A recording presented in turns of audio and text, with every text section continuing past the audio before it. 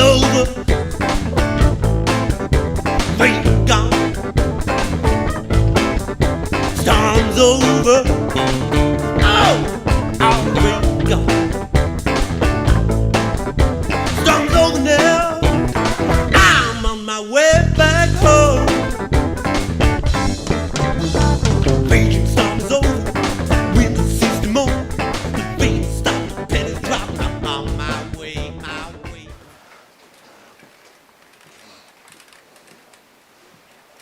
Maybe you remember last year we just did the drilling, or even not. Yeah, we just did the drilling. Yeah. Yes. Okay. Another promising oriental hornbeam, Carpinus orientalis, collected in Croatia only a few years ago. Very nice features of that tree is an enormous base with very interesting good nebari for collected trees. You know, collected broadleaf trees as a rule have lousy nebari, and a lousy nebari in 50 years will be a bigger lousy nebari.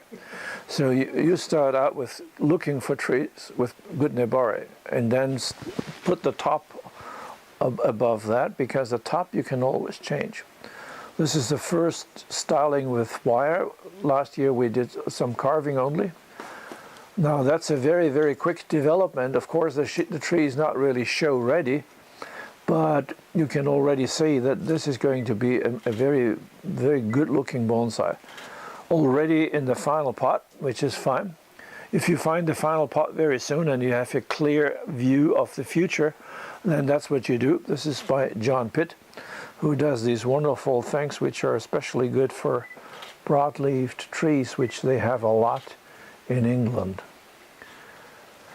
Some people may question why these branches are so thick. Are they not too thick? Well, these are not branches. These are subtrunks. The big trunk splits into subtrunks, and from the subtrunks then come the branches. It's a different concept.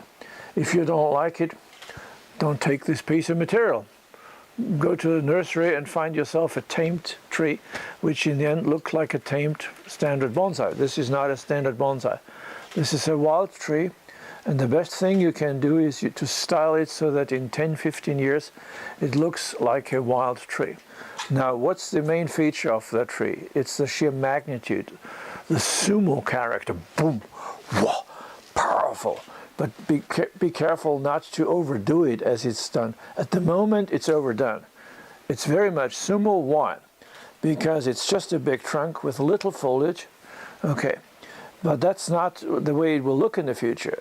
If I had this tree, I would make the crown about that size, at least double the crown in circumference and also density, triple, quadruple the density. And in the end, it will be a big crown on a big trunk, but then the trunk will not look too big. In modern bonsai, we have learned to make crowns smaller and smaller in order to make the trunk more and more powerful. Now that's how that works. It's an optical illusion. But of course, like everything in life, something is good, you do more of the good, and at one point the good turns into bad. More of the good not always is better, but often it's worse. So if you have a powerful trunk and make it more powerful, at one point it will just be fat.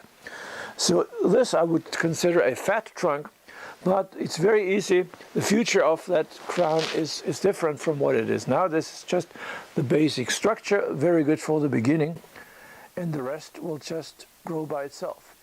How do you grow a crown like that? Well, there's two ways. If you have a lot of time, and then you do every single thing, and then in the end you will have a very nicely structured crown after many years, where everybody can see that somebody with great care structured a nice crown. Or you do what nature does, and what I do, you just let this grow freely and then cut it back like a hedge, and then in winter, when the foliage is off, then you select some branches which you like, and the rest you take away. You do this for several years, and the result will be different from this.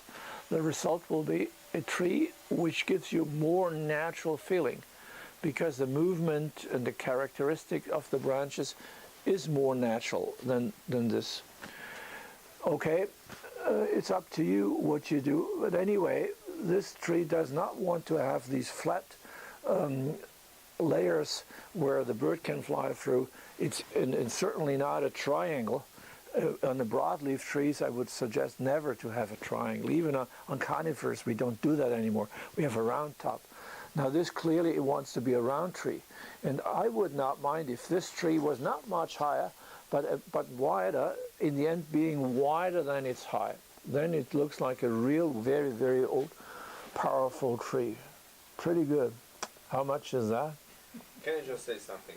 So, as I said, this is just the beginning, just the sketch. And when I'm starting to do the crown structure, I usually start in detail, and then when I get the extensions, let's say towards the final final crown that it should be, then I just do the periphery cutting, and then it becomes more natural and bushy and so, and then these spaces will of course be closed. I just wanted to arrange the main lines, the main branches, and now it won't be in such a detail. Otherwise, you say you have to wire everything. You've said that to me many times. So then I thought, okay, maybe it's better now in start to wire everything, just to establish the main lines of the main branches, and then we will do just the cutting and with the selection cut and grow method. Oh yes, I totally agree. That's what you do. By the way, this wire everything is mainly for conifers. Okay, you can wire everything on a broadleaf tree like that, and yes, in the beginning for the structure, yes, but don't continue doing that for the next 20 years. You will have a very well constructed tree that looks constructed. Yeah. Okay, so forget about fine wiring. One day just let grow and cut back. And then you can define the direction of growth by which buds. I mean, you can spend a lot of time on that tree without wiring it eventually. So what you do is fine. So you are on a very good way. Congratulations. Thanks. Okay, well.